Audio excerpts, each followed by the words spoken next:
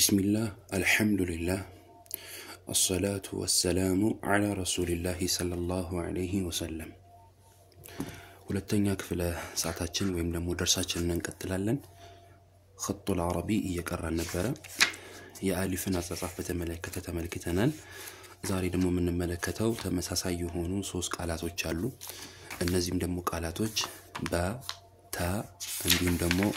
ሳ ተመሳሳይ ስለሆኑ ሶስቱንም በአንድ ላይ እንመለከታለን በخط النسخ እንዴት እንደሚጻፉ የምንመለከትበት ደርሳችን ነው ማለት ነው አንድ ጊዜ ኪታቡን እንመለከትና ከዛ ወደ ቀጣዩ ክፍለ ሰዓት እንገባለን ማለት ነው ወይም ወደ ቀጣይ መነገር ወዳለበት ነጥብ እንሸጋገራለን በመጀመሪያ ባ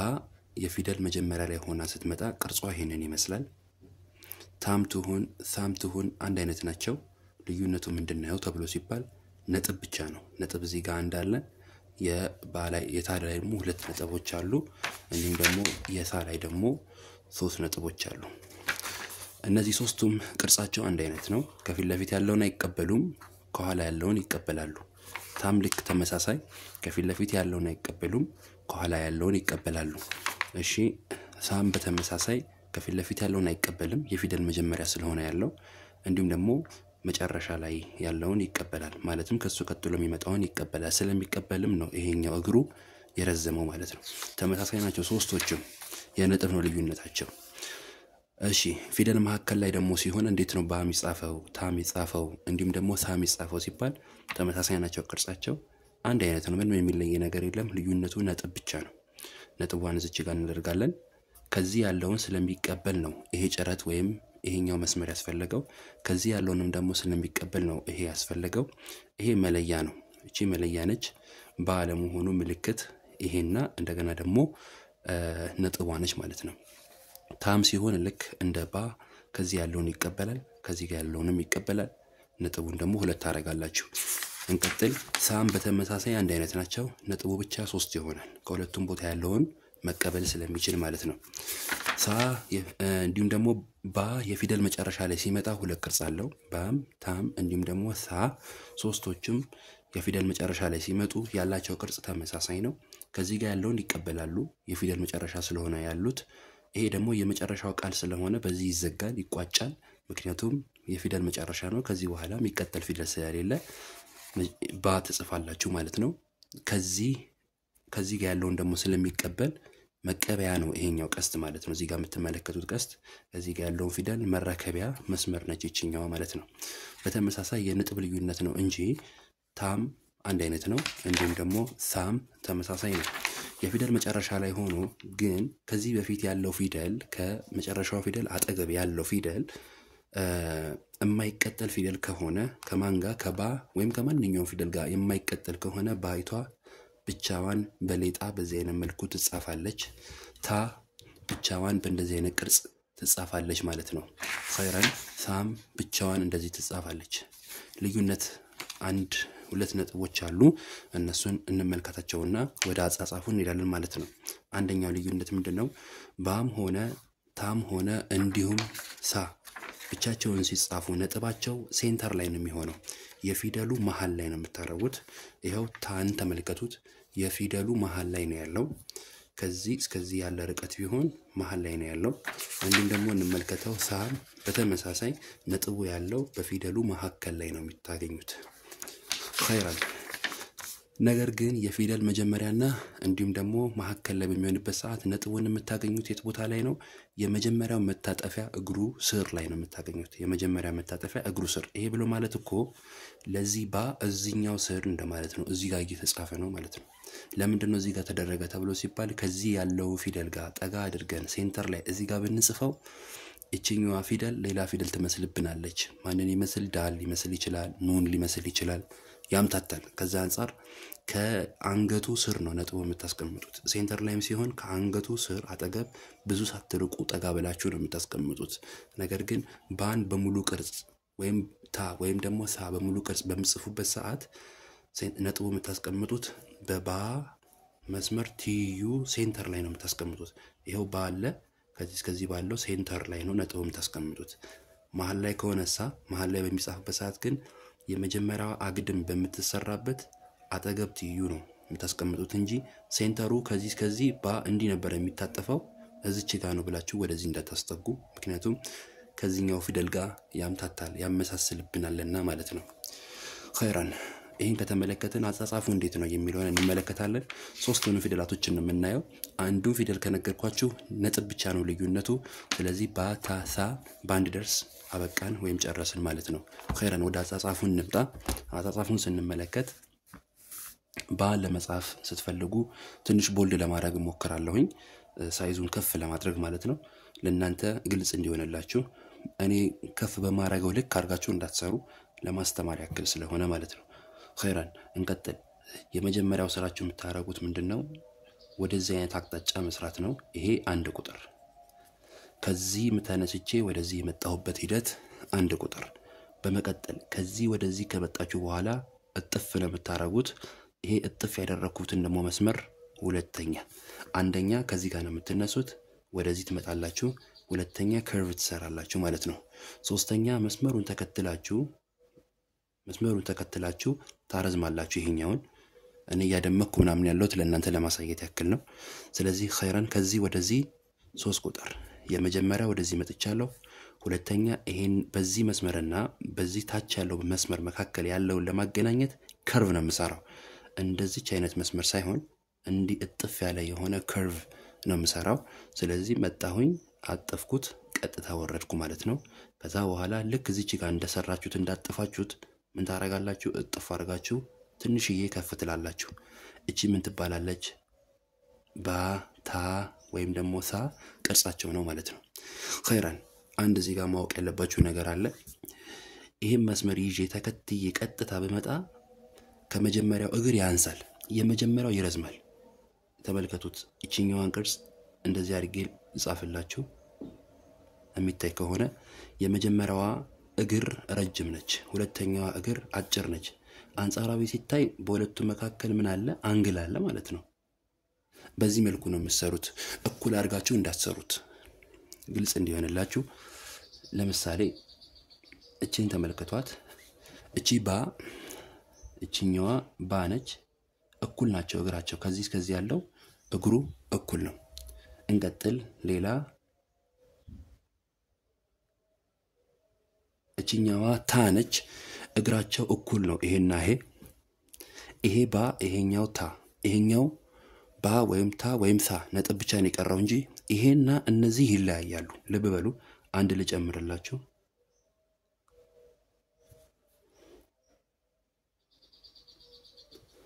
ይሄኛው ደግሞ ሳ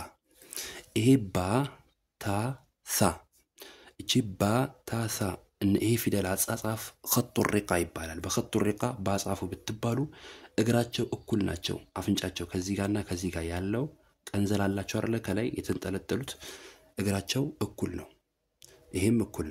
እኩል ነው እንደገና ባ ከታች ነጥብ ስታደርጉት ይሄው በዚህ አይነት መልኩ ታ ስታደርጉት ጭረት ነው የምታረጉት ሁለት ነጥብ የነበረውን ታገናኙታላችሁ ማለት ነው እንደዚህ ሁለት ነጥብ አንነበረ ለታም ሰጡት ታገናኙታላችሁ ለማን ለخط الرقة እንምጣ ሳ ደሞ ተሰሩ 3 ነጥብ አንነበረ እንደዚህ እዚህ خط الرقة ላይ ሲሆን እንዴት ነው የሚሰራው እንደዚህ ቻርጋችሁ ነው የምትሰሩት ይኸው እዚህ ጋር እንደተሰራው ማለት ነው ትመጣላችሁ ከርቭ አርጋችሁ ትወርዳላችሁ ማለት ነው ይሄ خط الرقة ነው እንደገና እዚህ ጋር ላስታውሳችሁ ነው የፈለኩት ባይቷን ለማሳመር ብላችሁ እኩል አድርጋችሁ በዚህ አይነት ቅርጽ ምጽፉ ከሆነ ይሄ خط الرقة እንጂ خط النسخ አይደለም خط النسخ ለመሆን እየተማርን ያለነው ይሄኛውን በዚህ አይነት ቅርጽ ተሰራላችሁ አራት ሂደት አለው አንደኛው ሂደት ከዚህ ወደዚህ ትመጣላችሁ ሁለተኛ ከርቭ ተሰራላችሁ ሶስተኛ ቀጥ አርጋችሁ ትመጣላችሁ አራተኛ እጥፍ እዚህ ጋር ካጠፋችሁት በኋላ በዚህና በዚህ መካከል ያለው ጣራ ከፍታ አለ ልዩነት አለ ይሄን ትለያላችሁ መርሐባ ይሄ ዋናውን ከተመለከትን ነጥቡን እንመልከት ነጥቧን መታስቀምጧት የት ቦታ ላይ ነው ሴንተር ላይ እዚች ጋር መታችሁ ነጥቡን ታስቀምጣላችሁ ለምሳሌ እኔ እዚህ ጋር ቁጥር ስለጻፍኩበት አይመቸኝም ወደዚች ጋር ልምጣና ታንና ሳን ልስራ ታ መስራት ስትፈልጉ ሴንተሩ ይሄ ነው የዚህ ፊደል መሐከሉ ማለት ነው ሴንተሩ ይሄ ነው ሴንተሩን ተከትላችሁ 1 2 ነጥቦችን ስታረጉ ማን ይሆናል ታ አንድ ከላይ ሲጨምሩበት ማን ይሆናል ሳ خيرا ነጥባችሁ በዚህ መሰረት ታሰፍራላችሁ ማለት ነው የሚታይ ይመስለኛል ከፍታ ቦታ ላይ ስለሆነ ካሜራዬ የሚታይ ይመስለኛል خيرا በዚህ መሰረት ነው የምትሰሩት እሺ አሁን ምን ብሏቸዋል ወደ ቀጣዩ ስንመጣ የፊደል መጀመሪያ ላይ ስትሆን ቅርጿ ይሄ ነው ብሏቸዋል አጻጻፉን በተመለከተ የዚህን እንመለከታለን አንደኛ ከዚህ ትመጣላችሁ ከርቭ ታረጋላችሁ ትሄዳላችሁ ማለት ነው እዚህ ጋር በነገርኳችሁ ቀደም ተከተል መሰረት ነጥቢቷን እዚች ጋር ነው ታስቀምጡት ወደ ሴንተር ሳታስጠጉ ሴንተሩ ይሄ ነበር ሳታስጠጉ ለዚህ ለቀረበ መልኩ ነው የምትሰሩት የፊደል መሐከል ላይ ደግሞ ሲሆን አሰራራችሁ ከዚህ ትመጣላችሁ ከዛ በኋላ ይሄኛውን ፊደል አመጡና ከዚህ በፊት ተሰሩ የነበረውን ተሰራላችሁ ማለት ነው ከዚህ ወደዚህ አንድ ይሄን ታመጣላችሁ ሁለት ከርቭ ተሰራላችሁ 3 ወደዚህ ትመጣላችሁ 4 ነጥቡን እዚህ ጋር ታስቀምጣላችሁ ማለት ነው خيرا እንቀጥል የፊደል መጨረሻ ላይ ደግሞ ሲመጣ ባቅርጹ ምን አይነት ነው ተብሎ ሲባል ከዚህ ይመጣል ከዛ ቅድም ባየነው መሰረት እቺኛዋን ባ ወይም ታ ወይም ሳ ተሰራላችሁ ማለት ነው እሱም እንዴት ነው ወደዚህ ትመጣላችሁ ከርቭ ታረጋላችሁ ይዛችሁ ትሄዳላችሁ ማለት ነው خيرا ስለዚህ ነጥቧን እዚህ ጋር ታስቀምጣላችሁ ምን ቀረን ታ በዚህ አይነት ቅርጽ የፊደል መጨረሻ ላይ ሆና ሙሉ ለሙሉ ስትጻፍ ማለት ነው ሙሉ ለሙሉ ስትጻፍ ደግሞ እንዴት ነው የምታረጉት እዚህ ጋር እንደጻፍኩላችሁ ከዚህ ወደዚህ ትመጣላችሁ ከርቭ ታረጋላችሁ ከዛ መስመሩን ተከትላችሁ ትወርዳላችሁ ከዛ ትንሽ ነው ጥፍ የምታረጉት ከዛ ነጥቧን ሴንተር ላይ ታስቀምጣላችሁ ስለዚህ ባ መጀመሪያ ላይ ሲሆን ይሄ ነው ቅርጹ ባ መሐከል ላይ ሲመጣ ቅርጹ ይሄ ነው እንዲሁም ደግሞ ባ የፊደል መሐከል ላይ ሲመጣ ሁለት ነው እንደሰራሁት خيرا የፊደል መጨረሻ ላይ ሲሆን ይሄ የፊደል መጀመሪያ ላይ ሲሆን አንድ ይሄ የፊደል መሐከል ላይ ሲሆን ሁለት ይሄ የፊደል መጨረሻ ላይ ሲሆን ስለሆነ እዚች ጋር ከርቭ አድርገን ይሄ መስራት ይተበቀብናል ስለዚህ ሁለቱ የፊደል መጨረሻ ናቸው ይሄና ይሄ ማለት ነው ከዚህ ጋር ያለው ስለሚቀበል ነው ከዚህ ጋር ያለው ደግሞ ስለማይቀበል ነው በዚህ ጣራና በዚህ ጣራ መካከል ልዩነት አለ እንዳትረሱ ይሄን እንዳትረሱ እንደገና አሰራሬ ከዚህ ወደዚህ መጣሁኝ ቀስት አደረኩኝ አንድ ቁጥር ከርቭ አደረኩኝ ሁለት ቁጥር ከዚህ ወደዚህ ቀጥታ መጣሁኝ 3 ቁጥር ከዛ ከዚህ ወደ ላይ ወጣሁኝ 4 ቁጥር እኔን እንዳትረሱ ቀደም ተከተል ቁጥር መጽፈው ቀደም ተከተል አጻጻፉን እንድታቁት ነው ስለዚህ የቤት ስራ የሚሆነው ባን ታን እንዲሁም ደግሞ ሳን ሶስቱንም ማለት ነው ሶስቱንም አራት ጊዜ ተሰራላችሁ ባ እዚች ጋር 1 2 3 4 የፊደል መጀመሪያ ላይ ሲሆን የፊደል መሐከል ላይ ሲሆን የፊደል መጨረሻ ላይ ሲሆን ያለውን አራት ቅርጽ ተሰራላችሁ ለባ እንዲሁም ደግሞ ለታ እንዲሁም ለሳ ለሶስቱም አራት ጊዜ ተሰራላችሁ 7 ጊዜ ያልተባለው ተመሳሳይ ስለሆኑ እንዲሁም ደግሞ እንዳይበዙ ነው ስለዚህ አራት ጊዜ ተሰራላችሁ ማለት ነው ስለዚህ መልሱን በሱ መሰረት ትልኩልኛላችሁ ሌላ የመጨረሻ ማንቂያ ነገር ተናግሬ ደርሳችንን እናቆማለን ነጥብ ሲሰሩ እንደዚህ አይነት ነጥብ የምታረጉ ከሆነ አንድ ነጥብ ብቻ እንዲህ የምታረጉ ከሆነ ይሄንን ብናሰፋው ማለትም 3D ቨርዥኑን ብንመለከተው እንደዚህ የሆነ ነው የሚሄደው ይሄ ብሎ ማለት ነጥብ ሰራችሁ ማለት ትልቅ ብናደርገው በማይክሮስኮፕ ብናየው ይሄ ነው እየተቆረጠ የምታገኙት እንደዚህ አይነት ክብ ነገር ነው ምን ካደረጋችሁ ነጥብ የምታረጉ ከሆነ ባብላችሁ ነጥብ ጽፉ ዶት የምታደርጉ ከሆነ ማለት ነው እንደዚህ አይደለም ነጥብ የሚደረገው ልክ እንደዚህ አይነት ያለች ሳጥን ነው ነጥብ የምታደርጉት ይሄንን ደግሞ ለመስራት ይሄ በ3D ምን ይመስላል ተብሎ ከተባለ ልክ እንደዚህ አይነት ሳጥን ነው የምትሆነው እቺ ልክ እንደዚህ አይነት ባህል ነው ይሄን እየቆረጥን ብንሄድ የምናገኘው ማን ነው እቺ አይነት ቅርጽ ነች ነጥብ የምትሰሩት በዚህ አይነት ቅርጽ ነው ለማለት ፈልጌ ነው በዚህ አይነት ቅርጽ ነው ነጥብ የምትሰሩት ስለዚህ እንደዚህ ነው የምታረጓት እንደዚህ የኔ ስራስ ቀጠን ስለምትል ነው እንደዚህ ያደረጋችሁ ነው ነጥብ የምትሰሩት በዚህ መሰረት ባ ታ ሳ አራት ጊዜ የቤት ስራ ተሰሩልኛላችሁ والله تعالى عالم